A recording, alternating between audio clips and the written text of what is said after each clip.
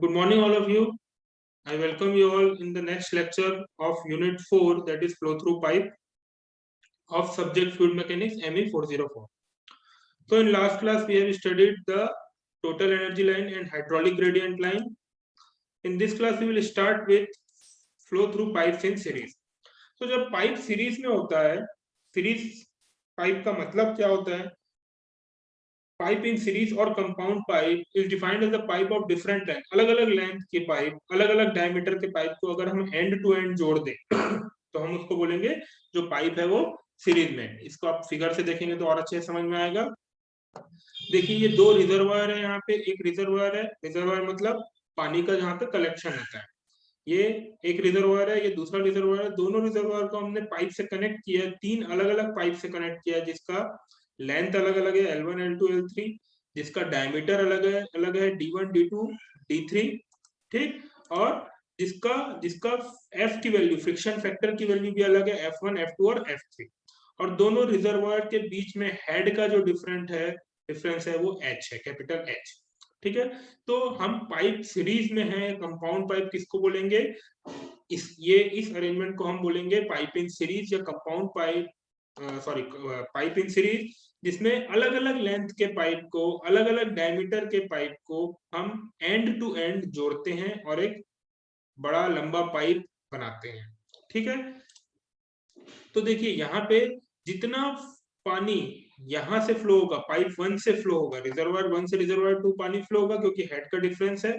तो जितना पानी रिजर्वायर 1 से रिजर्वायर 2 में जाएगा, तो जब वो पहले पाइप से जाएगा उतना ही पानी सेकंड नंबर के पाइप से जाएगा, उतना ही जो फ्लूइड है वो थर्ड नंबर के पाइप से जाएगा। तो तीनों ही पाइप में, जब पाइप सीरीज में होता है तो तीनों ही पाइप में क्या होता है? फ्लो रेट सेम होता है, ठीक। मतलब जितना अमाउंट ऑफ फ्लूइड है वो हर एक पाइप में उतना ही जाएगा, ठीक। भले जो मोटा पाइप है उसमें जल्दी चले जाए, जो पतला पाइप है उसमें थोड़ा धीरे चले जाए, लेकिन जो मीटर क्यूब पर सेकंड जितना पाइप इसमें जाएगा, उतना जितना पानी उसमें जाएगा वो हर एक पाइप में सेम रहेगा, ठीक। यहाँ से भी उतना ही फ्लूइड जाएगा, यहाँ से भी उतना ही फ्लूइड जाएगा और यहाँ से भी उतना ही फ्लूइड जाएगा, ठीक। तो हमको पता है कंटिन्यूटी इक्वेशन के हिसाब से फ्लो रेट क्यू क्या होता है? A1 V1। तो A1 किसका एरिया? इस पाइप का एरिया है। V1 जो फ्लूइड है उसकी वेलोसिटी पाइप नंबर 1 में। A2 है सेकंड पाइप का area, V2 velocity in second pipe, A3 area of third pipe, V3 velocity in third pipe. When we apply continuity equation, जब हम यहाँ पे कंटिन्यूटी इक्वेशन अप्लाई करेंगे तो क्या होगा? यहाँ पे जो फ्लो रेट है वही फ्लो रेट यहाँ पे रहेगा और वही फ्लो रेट यहाँ पे रहेगा। तो A1 V1 is equal to A2 V2 is equal to A3 V3 according to continuity equation we can write this। ये आप लोगों को बहुत अच्छे से पता है, ठीक। अब अपन आगे बढ़ते हैं। ये दोनों ही लेवल के बीच में डिफरेंस है। देखिए यहाँ पे जो लेवल है वो H मीटर दूसरे रिजर्वायर से ज्यादा है, ठीक। So also the difference in liquid level is equal to sum of various head losses in the pipe। ये जो H है, ये जो कैपिटल H है, जो दोनों के बीच का डिफरेंस है, वो क्या बताएगा? It will be the sum of, वो सम रहेगा जो अलग अलग जगह पे लॉसेस हो रहे हैं इस पाइप के फ्लो में, जहां जहां पे लॉसेस हो रहा है उनके बरोबर रहेगा। तो ये जो H है किसके बरोबर रहेगा? देखिए यहाँ पे इस पाइप में जब फ्लूइड फ्लो हो रहा है तो कौन कौन से लॉसेस हो रहे हैं इसको ध्यान से देखिएगा। सबसे पहले रिजर्वायर 1 से पाइप 1 में जब फ्लूइड एंटर होगा तो इस पोर्शन में, मैं इसको थोड़ा आपको हाईलाइट करके दिखाता हूँ, ये वाले पोर्शन में क्या होगा? जब वो एंटर होगा रिजर्वायर 1 से पाइप में, तो एंट्री के समय जो लॉस होता है उसको मैंने दिखाया है HI से। उसको मैंने किससे दिखाया? HI से, ठीक। इनलेट में लॉस I से डिनोट करते हैं। उसके बाद जब फ्लूइड यहाँ पे फ्लो करेगा पाइप 1 में, तो क्या होगा? फ्रिक्शन के कारण लॉस होगा, मेजर लॉस। उसको मैंने दिखाया HF1 से। उसको मैंने किससे दिखाया? HF1 से। फिर जैसे ही वो पाइप 1 से पाइप 2 में जाएगा तो देखिए अचानक से डायमीटर कम हो रहा है। यहाँ पे डायमीटर D1 था, यहाँ पे डायमीटर कितना हो गया? D2 हो गया, ठीक। तो यहाँ पे डायमीटर कम हो रहा है तो कॉन्ट्रैक्शन के कारण लॉस होगा, ठीक। यहाँ पे HC आएगा, HE नहीं, कॉन्ट्रैक्शन के कारण लॉस होगा, तो इसको मैंने डिनोट किया HC से, ठीक। फिर इस पाइप में जब पाइप 2 में वो ट्रेवल करेगा तो फिर से यहाँ पे लॉस होगा। अब वो लॉस क्या होगा? फ्रिक्शन के कारण अगेन, तो उसको डिनोट किया हमने HF2 से। फिर इस पाइप से जब ये बाहर निकल रहा है तो अचानक से डायमीटर क्या हो रहा है, बढ़ रहा है। ठीक, तो यहाँ पे एक्सपांशन के कारण लॉस होगा, दैट इज HE। फिर यहाँ पे जब थर्ड पाइप में जब फ्लूइड फ्लो करेगा तो फ्रिक्शन के कारण फिर से लॉस होगा, तो HF3। और यहाँ पे जब पाइप, अब देखिए यहाँ पे ये रिजर्वायर पे आ रहा है, ये एटमॉस्फेयर पे नहीं जा रहा है। अगर ये डायरेक्ट एटमॉस्फेयर पे जाता तो आउटलेट लॉस नहीं होता, लेकिन अब पानी कहाँ पे जा रहा है, एक दूसरे रिजर्वायर पे जा रहा है, तो यहाँ पे पानी आउटलेट के कारण भी लॉस होगा जैसा कि इनलेट के कारण लॉस होगा। दोनों का फॉर्मूला अलग रहेगा लेकिन लॉस होगा।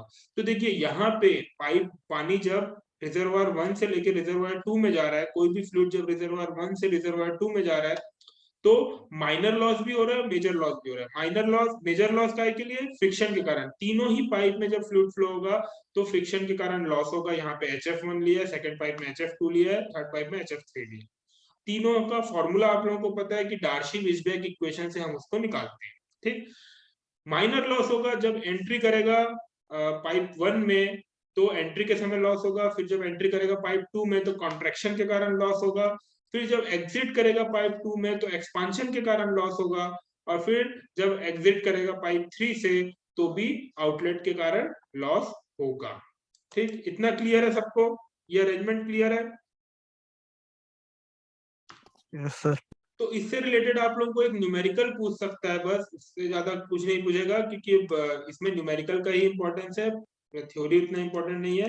तो अपन डायरेक्ट, अच्छा इसमें ये इसकी वैल्यू देख लेते हैं अपन। ये जो आया हेड लॉस, ये सबका कॉम्बिनेशन है। Total head loss is a combination of minor and major losses. हमने इसको इक्वेशन 1 दे दी। ठीक, अब हम सबकी वैल्यू रखते हैं कि HI क्या है, HF1 क्या है, HE क्या है, HF2 क्या है।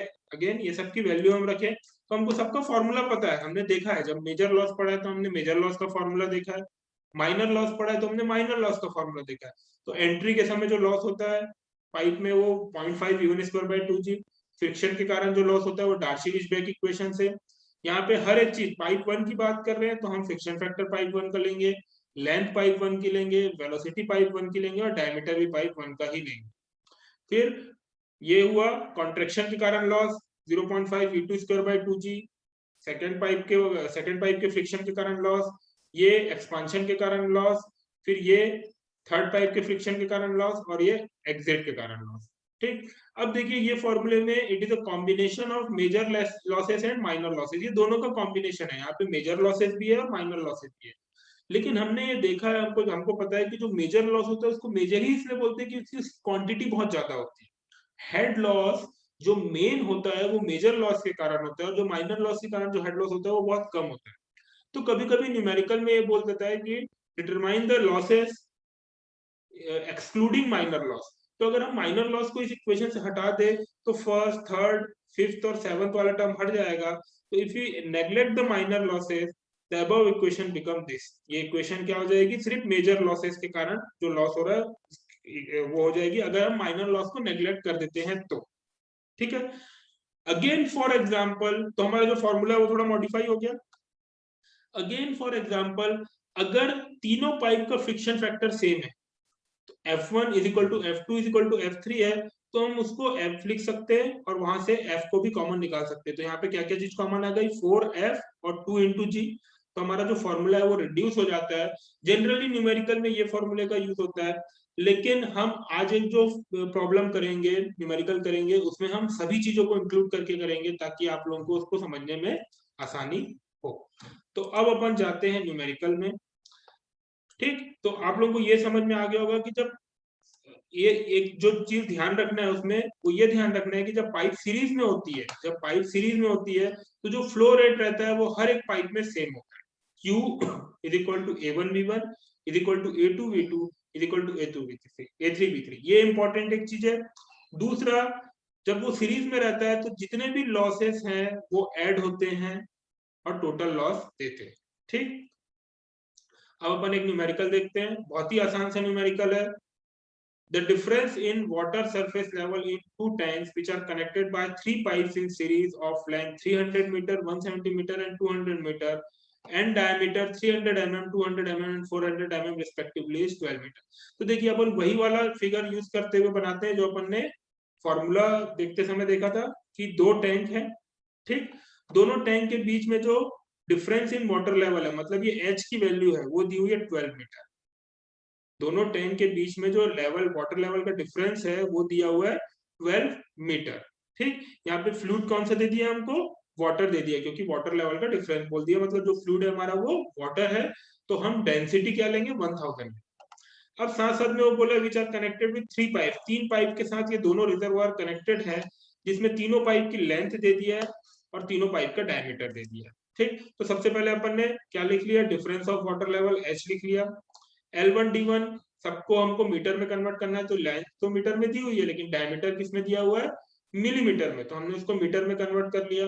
सिमिलरली D2 को हमने मीटर में कन्वर्ट कर लिया और D3 को भी हमने मीटर में कन्वर्ट कर लिया। ठीक, determine the rate of flow of water. अब यहाँ पे rate of flow of water पूछ रहा है, मतलब क्या पूछ रहा है, Q की वैल्यू पूछ रहा है, फ्लो रेट मतलब Q पूछ रहा है।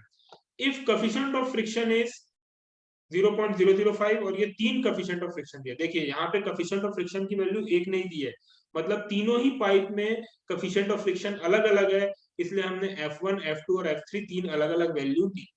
ठीक, अब यहाँ पे पूछ रहा है कि फ्लो रेट बताओ वाटर का, एक बार पहले केस में माइनर लॉस को इंक्लूड करके और एक बार माइनर लॉस को नेग्लेक्ट करके, तो हमको दो बार हमको फ्लो रेट निकालना पड़ेगा और एक बार हमको माइनर लॉस को इंक्लूड करना पड़ेगा, एक बार हमको माइनर लॉस को नेग्लेक्ट करना पड़ेगा। ठीक है, तो फ्लो रेट क्या है, अब देखिए थोड़ा सा समझते हैं इसको। फ्लो रेट पूछ रहा है मतलब Q की वैल्यू पूछ रहा है। Q की वैल्यू क्या होगी, हमको पता है कि तीनों पाइप में Q की वैल्यू सेम होगी, तो हम Q को क्या लिख सकते हैं, A1 V1 लिख सकते हैं, या A2 V2 लिख सकते हैं, या फिर A3 V3 भी लिख सकते हैं। तो हमको Q निकालने के लिए किन दो चीज की जरूरत है, फॉर एग्जांपल अगर मैं फर्स्ट पाइप का A1 V1 लेता हूँ Q को, तो हमको क्या चीज की जरूरत है, A1 निकालना है। तो A1 तो हमारा आसानी से निकल जाएगा, क्योंकि एरिया क्या होगा, π/4 D1 स्क्वायर। पहली पाइप का एरिया क्या होगा, π/4 D1 स्क्वायर।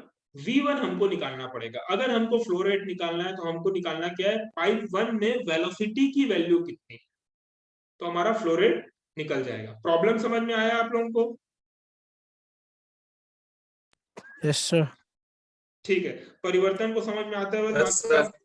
शांत से बैठे रहते हैं। चलिए बढ़िया है। तो पाइप में फ्लूइड फ्लो हो रहा है, तीनों पाइप का डायमेंशन दे दिया है, तीनों पाइप का फ्रिक्शन फैक्टर दे दिया है और पूछा है फ्लो रेट। दो रिजर्वायर के बीच में डिफरेंस दे दिया है, दोनों का हेड का डिफरेंस h की वैल्यू 12 मीटर, और पूछ रहा है कि फ्लो रेट निकालो। पहली बार फ्लो रेट निकालो माइनर लॉसेस को कंसीडर करते हुए, दूसरी बार फ्लो रेट निकालो माइनर लॉसेस को नेग्लेक्ट करने। ठीक, तो जब हम माइनर लॉस को कंसीडर करेंगे तो हमने अभी लास्ट स्लाइड में देखा था कि हमारा फॉर्मूला क्या हो जाएगा, ये क्योंकि फिगर सेम है, तो एंट्री के कारण लॉस होगा पहला टर्म, फिर उसके बाद फ्रिक्शन के कारण लॉस होगा पाइप में दूसरा टर्म, फिर कॉन्ट्रैक्शन के कारण लॉस होगा तीसरा टर्म, फ्रिक्शन के कारण लॉस होगा चौथा टर्म, फिर सडन एक्सपांशन के कारण लॉस होगा फिफ्थ टर्म, अगेन पाइप 3 में फ्रिक्शन के कारण लॉस होगा सिक्स्थ टर्म, और आउटलेट के कारण लॉस होगा लास्ट टर्म। तो इतनी चीजें आएंगी अगर हम मेजर और माइनर लॉसेस सबको कंसीडर करेंगे। तो देखिए इस इक्वेशन में हमको h की वैल्यू पता है कि 12 मीटर है, क्वेश्चन में दिया हुआ है कैपिटल H की वैल्यू 12 मीटर। बाकी हमको V1 V2 V3 ये तीन चीजों की वैल्यू नहीं पता है कि तीनों पाइप में फ्लूइड की वेलोसिटी कितनी है, पाइप 1 में कितनी है, पाइप 2 में कितनी, पाइप 3 में कितनी, क्योंकि अगर हम किसी एक का भी निकाल लेंगे तो हमको फ्लो रेट पता लग जाएगा। ठीक, हमको F1 F2 F3 की वैल्यू पता है, L1 L2 L3 की वैल्यू पता है, D1 D2 D3 की वैल्यू पता है, और G तो हमारा कांस्टेंट है। ठीक, तो हमको वेलोसिटी को छोड़ के सभी चीजें पता है इस इक्वेशन में, लेकिन हमको तीन वेलोसिटी नहीं पता है। हमको कितनी वेलोसिटी नहीं पता है, तीनों वेलोसिटी नहीं पता है, तो हमारे पास एक इक्वेशन है, तीन अननोन है, तो हम उसको इस तरह से सॉल्व नहीं कर सकते। तो हमको क्या करना पड़ेगा, हमको जो कोई भी दो वेलोसिटी को तीसरी वेलोसिटी के टर्म्स में लिखना पड़ेगा। ठीक, तो हमने क्या किया, हमको पता है कंटिन्यूटी इक्वेशन के हिसाब से A1 V1 A2 V2 A3 V3 होता है। ठीक, तो अब हम क्या करेंगे, जो V2 है उसको भी V1 के टर्म में लिख लेंगे कि V2 कितना हो जाएगा, A1 V1 upon A2, A1 और A2 की वैल्यू रख देंगे π/4 D1 स्क्वायर और π/4 D2 स्क्वायर, तो V2 हमारा V1 के टर्म में आ जाएगा 2.25 V1। आप सॉल्व करके देख लीजिएगा बाद में। सिमिलरली V3 हमारा आ जाएगा V1 के टर्म में 0.5625 V1। तो हमको V2 भी V1 के टर्म में मिल गया, V3 भी V1 के टर्म में मिल गया। अब हमको नेक्स्ट क्या करना है, हमको ये इस इक्वेशन में V2 की जगह में 2.25 V1 रखना है, V3 की जगह में 0.5625 V1 रखना है। तो क्या देखेंगे अपन, ये जो इक्वेशन है उसमें सिर्फ एक ही अननोन बचेगा, दैट इज V1। ठीक, तो हमने क्या किया, सबको सब्स्टिट्यूट कर दिया, V2 और V3 को V1 के टर्म में, तो हमारा इक्वेशन ये आया। अब हमारे पास सिर्फ एक ही अननोन है V1, इसको पूरा का पूरा हम सॉल्व करेंगे। बहुत ही ध्यान से सॉल्व करना है क्योंकि बहुत बड़े बड़े टर्म है, तो इसको धीरे धीरे करके सॉल्व करना है, बहुत ज्यादा हड़बड़ी नहीं करना है। ठीक, तो इसको जब हम सॉल्व करेंगे तो हमको V1 मिल गया 1.407 मीटर पर सेकेंड। हमको V1 कितना मिल गया, 1.407 मीटर पर सेकेंड। जैसे ही हमको V1 मिला, हमने फ्लो रेट निकाल लिया, Q is equal to A1 into V1। Clear है, इतना क्लियर है? Yes sir. Yes, sir. Good. अब सेकंड पार्ट क्या है, यहाँ पे तो हमने माइनर लॉस को कंसीडर करके V1 निकाला और उसके हिसाब से फ्लो रेट आया। अब हम माइनस लॉस को, जो माइनर लॉसेस है उसको नेग्लेक्ट करेंगे। तो जब हम माइनर लॉसेस को नेग्लेक्ट करेंगे तो हमारा फर्स्ट, थर्ड, फिफ्थ और सेवंथ टर्म हट जाएगा, सिर्फ तीन ही टर्म बचेंगे, तीनों मेजर लॉसेस के कारण, that is because of friction. ठीक, तो इक्वेशन क्या हो जाएगा हमारा, मॉडिफाई हो जाएगा, H इज इक्वल टू तीनों पाइप में फ्रिक्शन के कारण जो है। ठीक, अब यहाँ पे अगेन हमको V1 और V2 के बीच का रिलेशन तो पता ही है, V1 और V3 के बीच का भी रिलेशन पता है, तो V2 को अगेन हम V1 के टर्म में लिखेंगे, V3 को अगेन हम V1 के टर्म में लिखेंगे, बाकी सब वैल्यूज को पुट करेंगे तो हमारा ये इक्वेशन आएगा। अगेन जब हम इसको सॉल्व करेंगे तो हमारा V1 आया 1.445। अब देखिए यहाँ पे V1 जब हम माइनर लॉसेस को नेग्लेक्ट कर रहे थे तो कम आ रहा था, V1 जब हम माइनर लॉसेस को, सॉरी, जब हम माइनर लॉसेस को कंसीडर कर रहे थे तो कम आ रहा था, और V1 जब हम माइनर लॉसेस को नेग्लेक्ट कर रहे थे तो ज्यादा आया। मतलब अगर लॉसेस जितना ज्यादा होता है, वेलोसिटी उतनी ही कम होती है। और V1 निकाल के जब हमने फ्लो रेट निकाला तो हमने फ्लो रेट में भी डिफरेंस देखा कि जब हम माइनर लॉसेस को नेग्लेक्ट कर रहे हैं तो फ्लो रेट ज्यादा आ रहा है, देखिए 0.1 और यहाँ पे 0.09 समथिंग आ रहा है। तो जब लॉसेस ज्यादा होते हैं तो पाइप में जो फ्लो हो रहेगा, जो क्षमता है वो भी कम हो जाता है, फ्लो रेट कम हो जाता है। तो हमने माइनर लॉस को नेग्लेक्ट किया तो हमारा फ्लो रेट ज्यादा दिखाने लगा। क्लियर है ये? ये वाला न्यूमेरिकल क्लियर Yes, है आप sir. लोगों को? Yes sir. Yes sir. Yes, sir. Good. तो अब ये जो पाइप इन सीरीज वाला था उसमें इतना ही था, अगर न्यूमेरिकल आएगा तो इसी प्रॉब्लम से रिलेटेड आएगा। कॉम्बिनेशन दिया रहेगा आप लोगों को और आप लोगों को फ्लो रेट पूछेगा, तो सबसे पहले आप लोगों को क्या निकालना है, फ्लो रेट के लिए वेलोसिटी निकालना है। आपको एक ही इक्वेशन याद रखना है कि जो टोटल हेड का डिफरेंस है दो रिजर्वायर के बीच में, it will be the sum of all the losses. जितने भी लॉस हो रहे हैं सबका सम क्या होगा, जो दो रिजर्वायर है उनके बीच का वाटर लेवल का डिफरेंस। ठीक, तो ये हो गया हमारा पाइप इन सीरीज। अब पाइप इन सीरीज पता लगा तो हम एक नया टॉपिक स्टार्ट करते हैं, that is equivalent pipe. Equivalent pipe मतलब क्या होता है? इक्विवेलेंट पाइप, देखिए अभी हमने क्या देखा कि एक रिजर्वायर से दूसरे रिजर्वायर में ले जाने के लिए हमने तीन पाइप का इस्तेमाल किया पानी को ले जाने के लिए, जिसका लेंथ अलग अलग था, जिसका डायमीटर भी अलग अलग था। ठीक, अब हम क्या बोल रहे हैं कि वो तीन अलग अलग डायमीटर की पाइप है, वो जो काम कर रही है, तीन अलग अलग लेंथ, तीन अलग अलग डायमीटर की पाइप जो काम कर रही है, अगर मुझे उसको रिप्लेस करना है एक सिंगल पाइप से, तीनों की जगह मैं एक पाइप लगा दूं, तो उस पाइप की लेंथ और उस पाइप का डायमीटर कितना होगा, that is called equivalent pipe. बहुत सारी पाइप की जगह में मैं एक पाइप लगा दूंगा तो उन सब पाइप का जो लेंथ है, मतलब जो इक्विवेलेंट लेंथ है एक पाइप की, वो कितनी होगी, और जो उसका डायमीटर है वो कितना होगा। तो इक्विवेलेंट पाइप क्या है, देखिए, an equivalent pipe is defined as the pipe of uniform diameter. उसका डायमीटर सेम होना चाहिए, सिंगल पाइप है, एक single diameter, having loss of head and discharge equal to the loss of head and discharge of compound pipe. तो जो equivalent pipe हम लगाएंगे उसको किस बेसिस में लगाएंगे? तीन पाइप को हटा के हम पिछले ही फिगर कंसीडर करते हैं कि एक रिजर्वायर से दूसरे रिजर्वायर ले जाने के लिए हमको तीन पाइप की जरूरत पड़ी, तीनों की लेंथ अलग थी, तीनों का डायमीटर अलग था, तीनों का फ्रिक्शन फैक्टर भी अलग था। अगर हमको उसको एक सिंगल पाइप से रिप्लेस करना है तो हम क्या चीज को बेस मान के कंसीडर करेंगे, क्या चीज को बेस मान के उसको करेंगे कि वो जो तीनों पाइप मिला के जितना लॉस हो रहा था उसमें हेड का, जो हमने देखा था माइनर और मेजर लॉसेस मिला के, या जो भी टोटल लॉस हो रहा था वही लॉस इक्विवेलेंट पाइप में भी होना चाहिए, और तीनों का मिला के जो डिस्चार्ज हो रहा था वही डिस्चार्ज इक्विवेलेंट पाइप का होना चाहिए। So an equivalent pipe is defined as a pipe of uniform diameter, इसका diameter same होना चाहिए, having loss of head and discharge equal to the loss of head and discharge of compound pipe। अलग अलग pipe को मिला के जो loss of discharge and head हो रहा था वही loss discharge और head में discharge वही discharge और loss of head equivalent pipe का होना चाहिए, consisting of several pipe of different length and diameter। Compound pipe जो बहुत सारे डायमीटर और लेंथ से मिलकर बनी थी, उसमें जितना डिस्चार्ज हो रहा था और उसमें जितना लॉस ऑफ हेड हो रहा था उतना ही डिस्चार्ज और उतना ही loss of head equivalent pipe में होना चाहिए। ठीक, the uniform diameter of the equivalent pipe is known as equivalent diameter of the series और कंपाउंड पाइप। तो जो हमको एक फाइनल जो एक पाइप मिलेगी उसका जितना डायमीटर रहेगा उसको हम डायमीटर को बोलेंगे इक्विवेलेंट डायमीटर। ठीक, तो अब देखिए इतना समझ में आया आप लोगों को जो मैंने बताया इक्विवेलेंट पाइप का फंडा, कि बहुत सारे छोटे बड़े पाइप पतले मोटे पाइप को रिप्लेस करके हम क्या करना चाह रहे हैं, एक पाइप से रिप्लेस करेंगे। तो वो पूछ रहा है उस पाइप का डायमेंशन क्या होगा, उसकी लेंथ कितनी होनी चाहिए, उसका डायमीटर कितना होना चाहिए। क्लियर है? ठीक, तो अगेन हम पिछला फिगर ही कंसीडर करते हैं कि हमारे पास तीन पाइप है, तीनों की लेंथ है L1 L2 L3, तीनों का डायमीटर है D1 D2 D3, और हम ये एज्यूम कर रहे हैं कि जो इक्विवेलेंट पाइप है, जो हम तीनों पाइप को रिप्लेस करके अगर हम एक पाइप लगाएंगे तो उसका जो लेंथ रहेगा वो L रहेगा और उसका जो डायमीटर रहेगा वो D रहेगा।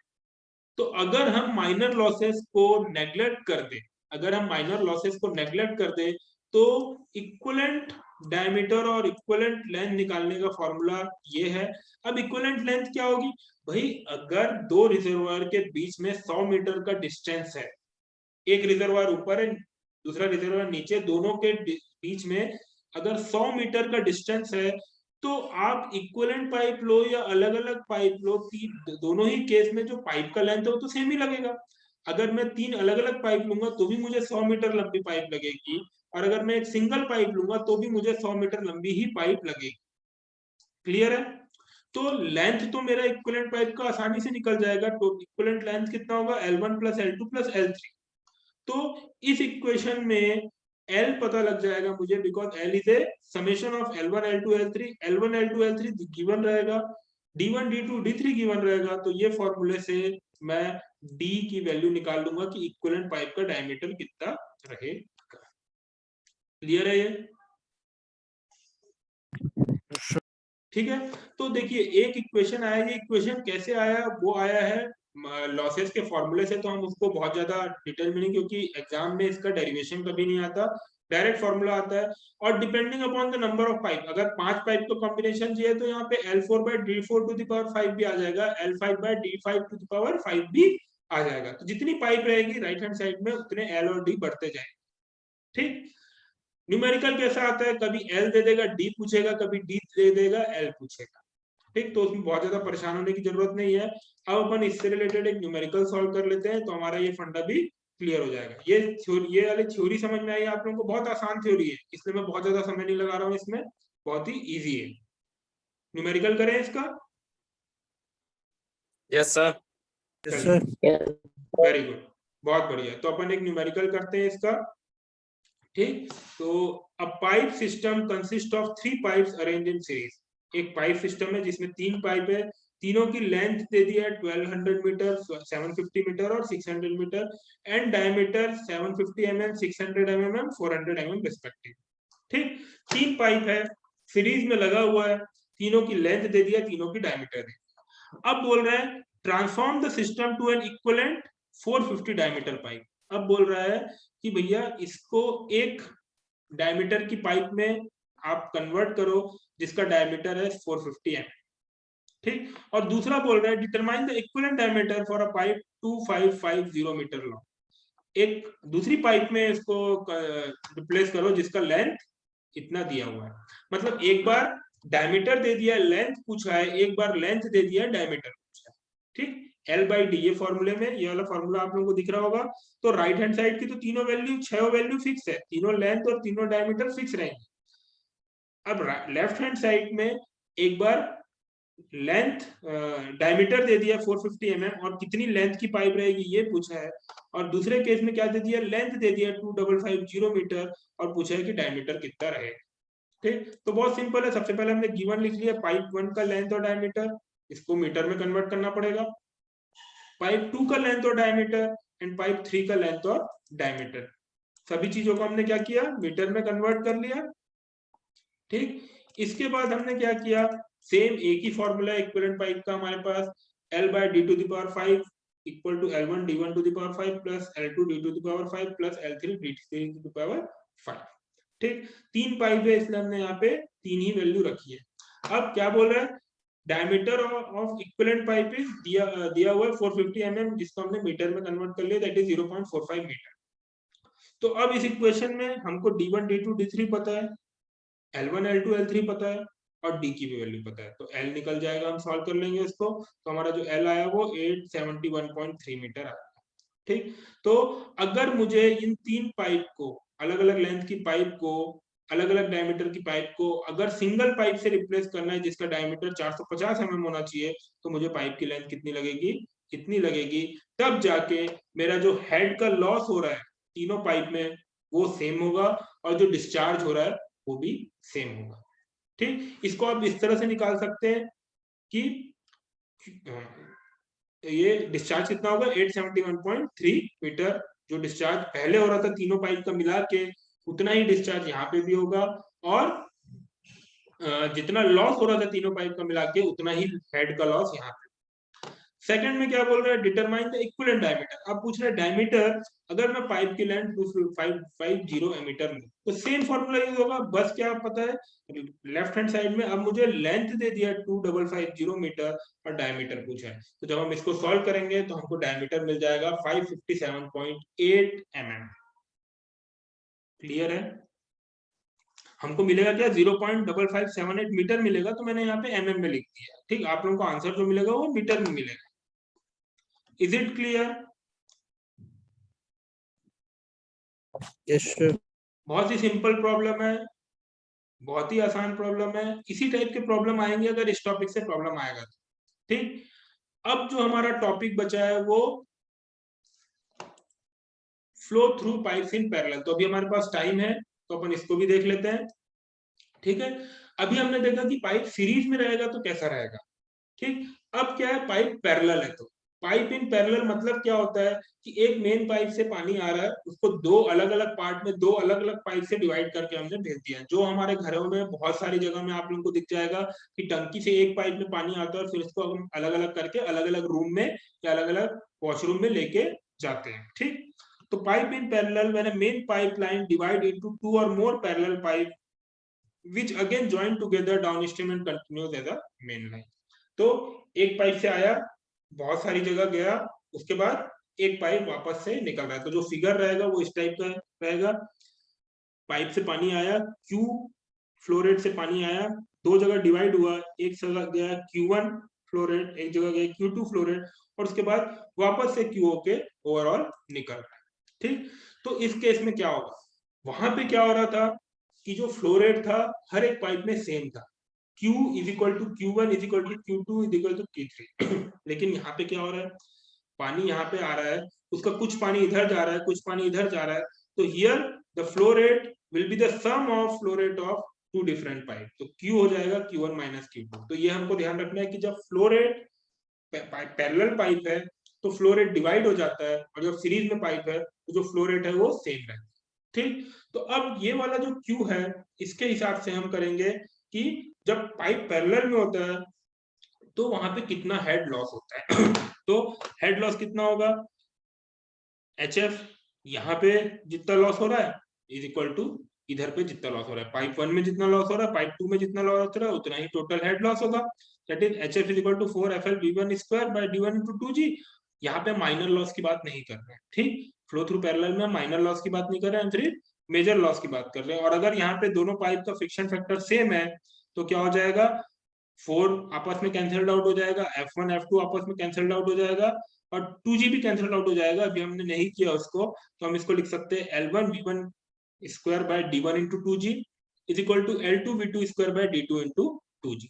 तो जब पाइप सीरीज में रहता है तो हम लॉस को प्लस करते हैं, जो हेड लॉस हो रहा है उसको ऐड करते हैं, लेकिन जब पाइप पैरेलल होता है तो जो हेड लॉस है उसको हम इक्वेट करते हैं, ये ध्यान रखना। अगेन मैं बोल रहा हूं, जब पाइप सीरीज में होता है तो फ्लो रेट इक्वल रहता है, लॉस को हम ऐड करते हैं। जब पाइप पैरेलल रहता है तो लॉस इक्वल रहता है और फ्लो रेट को हम ऐड करते हैं, Q is equal to Q1 plus Q2।